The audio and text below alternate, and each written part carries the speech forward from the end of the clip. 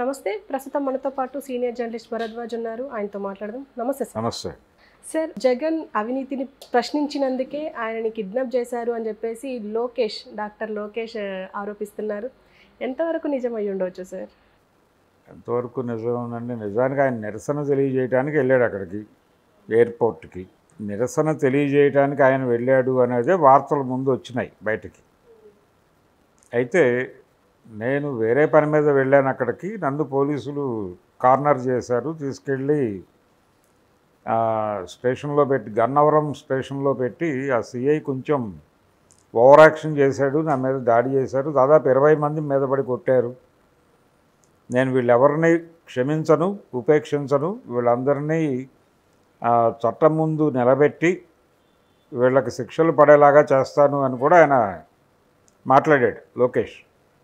అయితే ముందు జగన్మోహన్ రెడ్డి లండన్ పర్యటన మీద రకరకాల ప్రచారాలు జరుగుతున్నాయి, జరిగాయి కూడా. అంటే ఆయన వెళ్ళిపోయి ఇంక రారని, ఆయన విజయ్ మాల్యా అవ్వబోతున్నాడు, జగన్ మాల్యాగా మారబోతున్నాడు, ఇలాంటి జగన్ మాల్యా అనే పదాన్ని వాళ్ళు క్రియేట్ చేసి మార్కెట్లో వదిలారు. వదిలి ఇంక రాడు, ఆయన లండన్లోనే సెటిల్ అయిపోతాడు, ఎలాగో కూటమి గెలవబోతోంది అని రఘురామకృష్ణరాజు లాంటి వాళ్ళు మాట్లాడుతున్నటువంటి సందర్భము, జగన్ హవాలా కుంభకోణాలు, ఆయన అవినీతి సంపాదనని రకరకాల మార్గాల్లో తరలించేశాడు. పైగా వీళ్ళ బంధువులకి అక్కడ ఉన్నటువంటి బ్యాంక్స్తో రిలేషన్స్ ఉన్నాయి కాబట్టి ఆయన ఇవన్నీ అక్కడ సెక్యూర్ చేస్తున్నాడు. జగన్ గారి కుమార్తె కూడా జాబ్లో ఉంది ఆల్రెడీ అక్కడే. ఇవన్నీ చర్చలోకి తీసుకొచ్చేసి వచ్చేది కూటమి ప్రభుత్వం, జగన్ని ఏదో పద్ధతిలో అంటే అరెస్టు కావటం ఖాయము అని మాట్లాడేస్తున్నారు. ఈ ఆర్గ్యుమెంట్స్ అన్నిట్లోనూ డాక్టర్ లోకేష్ కూడా ప్రమేయం ఉంది. ఆయన చాలా స్పష్టంగా జగన్ దీని మీద మాట్లాడాడు, గతంలో మాట్లాడాడు.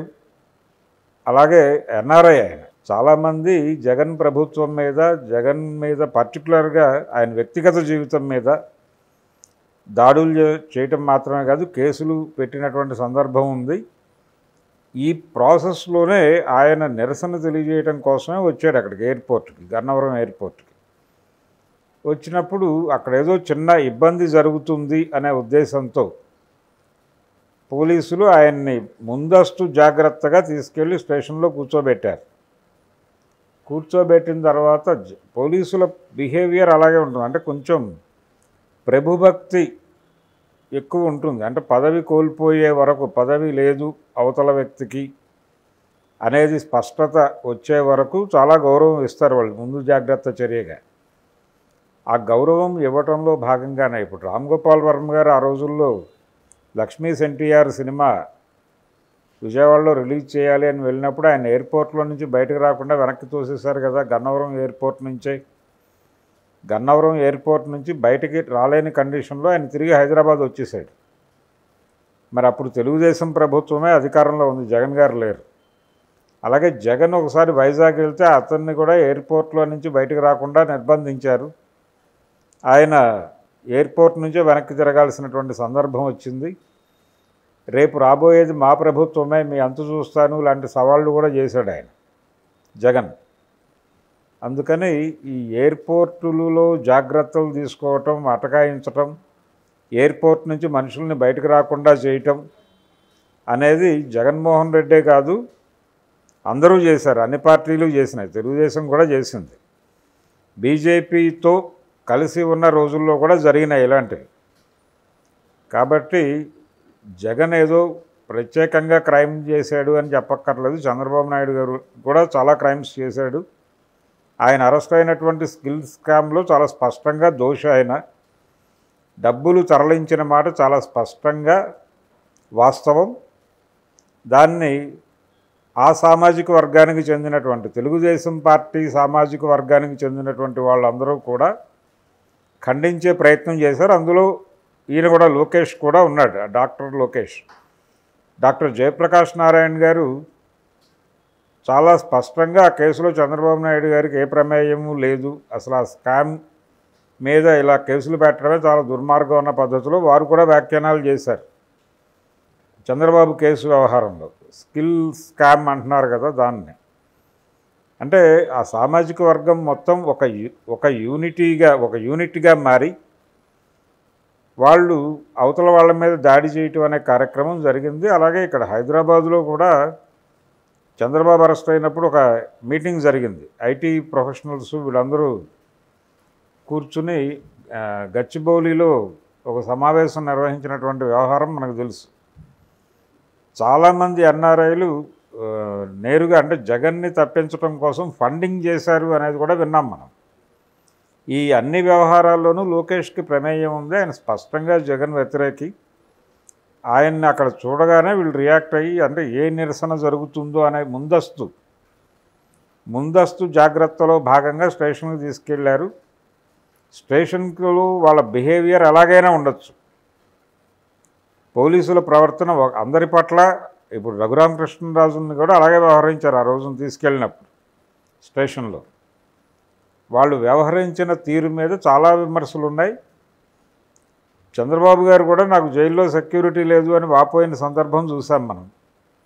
అందుకని పోలీస్ స్టేషన్లు, పోలీసుల ప్రవర్తన, పోలీసుల ఓవర్ యాక్షను దీనికి సంబంధించినంత వరకు ఇబ్బంది లేదు. కానీ ఒకటే, ఆయన ఎయిర్పోర్ట్కి విమానం ఎక్కడం కోసం రాలేదు, ఎవరికో సెండ్ ఆఫ్ ఇవ్వడానికో ఏదో ఇంకో పని మీదో ఏదో వచ్చానని చెప్తున్నాడు ఆయన. కానీ ఒక్కడే ఉన్నాడు అక్కడ.